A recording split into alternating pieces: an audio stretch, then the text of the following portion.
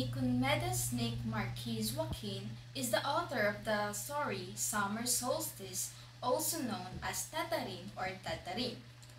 He was born on May 4, 1917, and he died on August 29, 2004 in the age of 86. He was a Filipino writer and journalist best known for his short stories and novels in the English language. He also wrote using the pen name Quijano de Manila. Joaquin was conferred the rank and title of National Artist of the Philippines for Literature.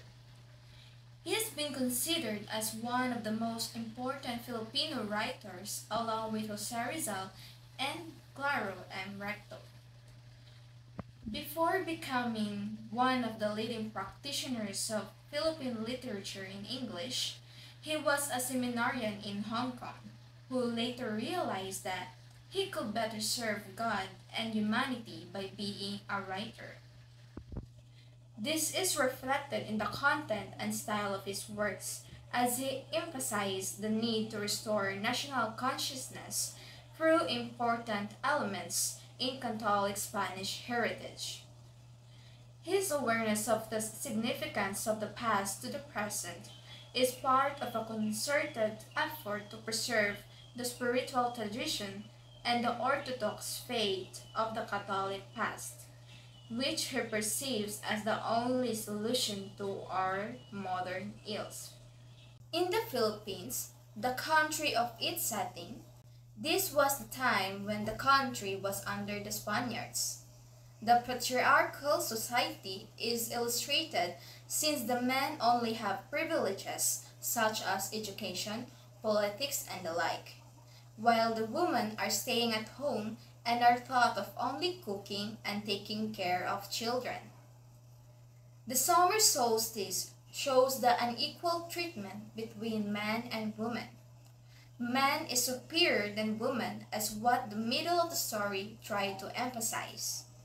It highlights the challenges faced by women who are expected to conform to traditional gender roles, even when they are not in their best interests.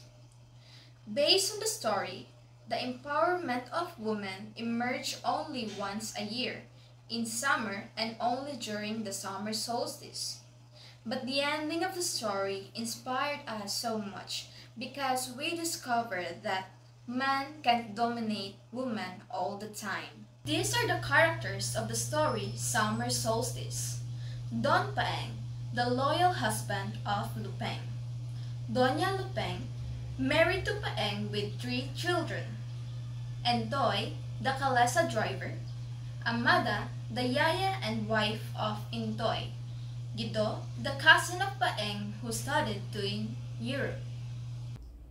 It was a hot summer morning. Doña Luping awake feeling fainted with the heat of a sound of screaming in her ears. In the dining room, the 3 boys already attired in their holiday suit and came crowding around her, talking at once. Ikaw ang kayo ni mong gwapo, ma. Huwag ka na ba? Excited na ako mga sa balay ni Luno. Tanawa, kanin yung amahan ka sakit ng ulog ako sa paghilo mo o walay mo ato sa inyong lulo. Nga naman ikay galimong pamahaw. Asa day si Amada? Gikulata na po mo si Amada? Wala, senyora. Wala na ko siya gikulata. Yang anong gasyagit man ni siya? Gasakit ba siya? Balo laman. Wala sa tulo kabalo. Pwede man nimo siya lang taon o gagtuon, naaraman siya sa sulod. Luping went to Amada's room.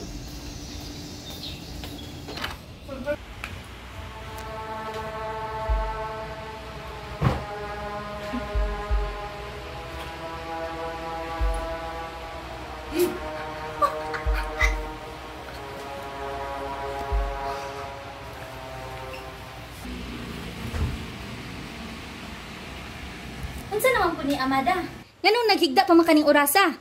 Daliag bangon! Ina ko, Entoy. Nakadto ba ni siya sa Tatarin? Oo, senyora, gabi eh. Di ba gibawalan ako siya o giinan ikaw nga di siya palakon? Apan wala na ko mahimo na, senyora. Ang espiritu ni San Juan naa kaniya. Kinahanglan buhaton niya ang kanyang gusto. Kay kung dili, ang mga tao ay dili motubo, dili mamunga, o wala na yung mga isda o isda sa suba. Wala ko kabalo nga gamhanan day kay mong asawa intoy. On their way to grandfather's house, Motor day sila din nato. Kung kabalo lang kagiunsa niya pagtrato yung asawa. O tanawa, si Sanuan. Tanawa na, Ping. Nakita niyo mo kung may gagaw na si Gido. Nagwara-wara oh. Nadi siya? Wala na ko siya nakita. Masakitan basan ko siya. that afternoon at grandfather's house, the young Guido presented himself properly and attired and brushed and scented. Doña Lupeng was so charming and graciously with him that he was enchanted and gazed after all afternoon with enamored eyes. Ganahan kayo ko aning mga karaan nga piyesta. Romantiko kaayo. Kagabi nabot mi sa kakahuyan aron makita ang propesyon sa tadtarin. Romantic kayo? Weird. Nanindog akong palahibong kagabi. Tanan no nga babae usa ka ingon nga misteryoso kaayo. Ug siya nga tadtarin kagabi, siya usa ka tawo nga gikan sa usa ka flamenco. Nahadlo ko nga pakauwawan ka Gido. Pero kato nga babae kay among kusinira. Guwapa kayo siya. Si Amanda, gwapa? Guwang na ganito ambok ka. Guwapa man gud siya. Miskan gulang na.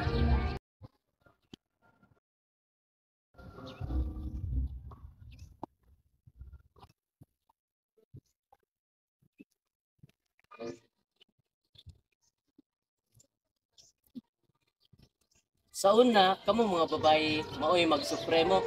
Samantalang kami mga lalaki, inyong mga sunugood. Ang reyna na una, kaya ang hari. Ug ang bulan naguna sa adlaw. Nasuko ka, nasuko? Ingon ani ba ilang pagsuti sa mga disente nga babae sa iyo? Nganong nahadlo ka Lupeng? Ako? Nahadlo? Ni kinsa? Napas imong baba ang gatas sa imong inahan. Ug unta mahinumduman nimo nga minyo ko.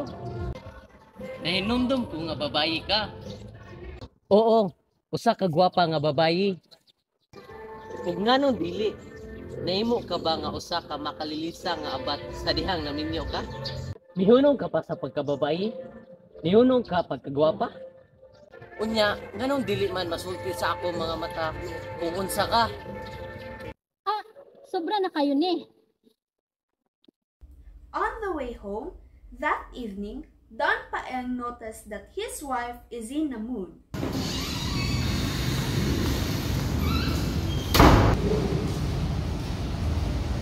Gilagot na po ka ni Gido. Oh, ganyan hapon.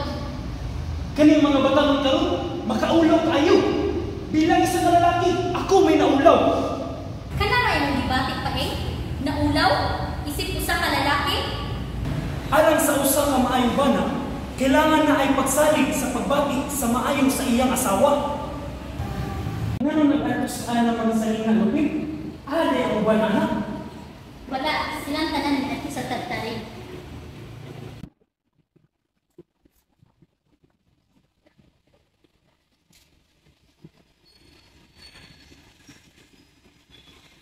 Paminaw pa eh. Gusto ko makalantaw. Ang tagtarin akong pasagot. Wala akong makakita aning sapad ako gabata. Huwag karong gabi una, ang katapusang gabi eh. Nabuwag ka. Ang mga pobre rin mga dito. Ug abi ba na akong sakit na imong ulo? Apan gusto ko mo adto. Musawot sakit akong ulo iri sa balay. Alam ko sa kapabor pa eh. Giignan di kag dili. Lakaw.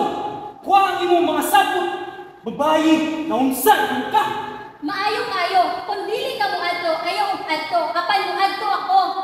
Gibilaan ka lumpi. Ayaw kong pasuka. Muuban ko ni Amada. Dili ko nimo mapugnan pa eh. Dili na ko bata.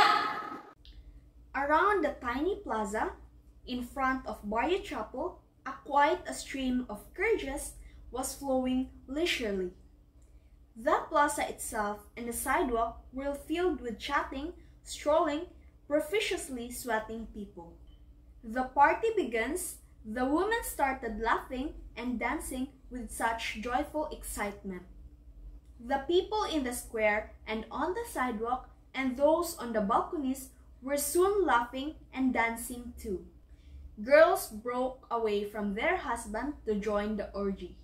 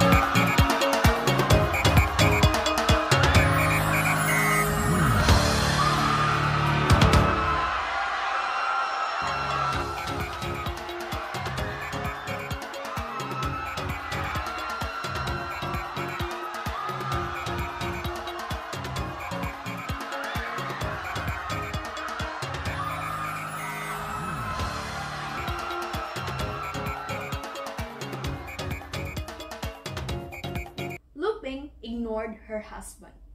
Don Paeng was after his wife to grab her and take her back home, but instead, he got trapped at the dancing crowd. Luping! Uy, ayaw pong yakutin! Nalagay lalaki. Saan pala na? His hands struck and struck his face and raged his hair and clothes and clawed his flesh. He picked himself up once and walked away. Don Paeng means end. Naunsa naman ka, Don Paeng? Wala! Asa man ang coach? Na dito, pero naunsa naman ka, nagasama-sama naman ka. Dili! Garas-garas ni. Nakaw! Ato si senyora, pauli na ta. Kasi na yung gibot sa mga gagulingon.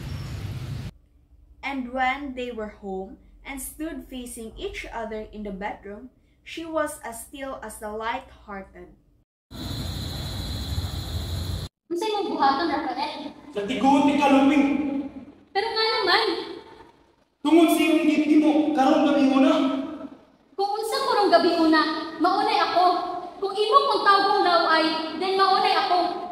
Bisan imo pa kong pasakitan hantong mamatay ko, dili ka na may makapausog ka na ako. Ngano nasulti mo na ni mo, Luping? Abi hindi pasakitan ka o babae sa una, karon ako yung masakitan. Kung naguluna ka na ako, ngano? Bisan nga na, mangahas ka sa pagpasakit na ako. Kay gimahanti ka. Ikaw akong kinabuhi. Girespeto ti ka, Luping. Kung mawadan kag respeto na ako, mawadan sa kag respeto sa imong kaugalingon. Ha? Wala ka gaingon, anak. Una nga nang dili man isulti. Hindi mao tinuod o gusto nimo isulti kini. Gusto nimo isulti na. Ya, gusto ba na ako? Tungod kay kinahanglan nimo isulti o kinahanglan ko nimo pasakitan. Dili, Luping. Dili di ka gusto magunalan. Unya isulti na ako. Isulti na. Ano pa may pugaan gusto kung sa katapusan mo sumiti lamang. Dili ba ito ang akong himo?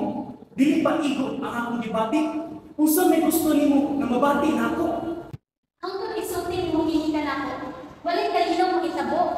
Gibalaan ko ikaw. Gigugma ko ikaw. Nga ang imong nangin nga gininhawa ug ang yuta na imong gitumban. Kay balaan ka na ako. Ako imong iro ug ako ang imong ulipon. Lugod. Ug haluki ang akong mga tiil. The end.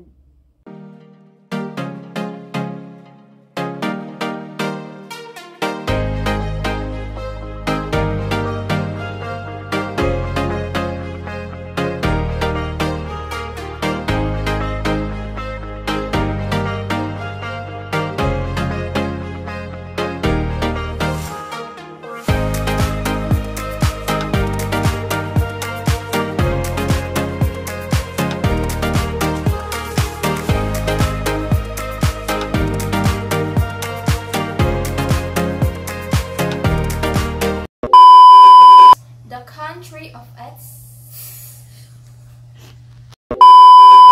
Hello, ikaw may dili mo pamahaw. Asa day si Amada? Weird. Nanindog akong balahibo kagabi eh. Murag tanan. Murag tanan. Sean.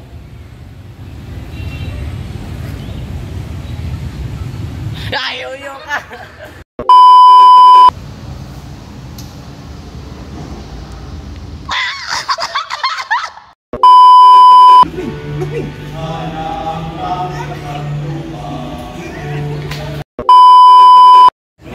Hi guys. Vlogger ko. Vlogger. Vlogger ko guys. Vlogger. Oh. Say hi to vlog. Hi vlog. Ikaw na vlogger ko. Vlogger ko.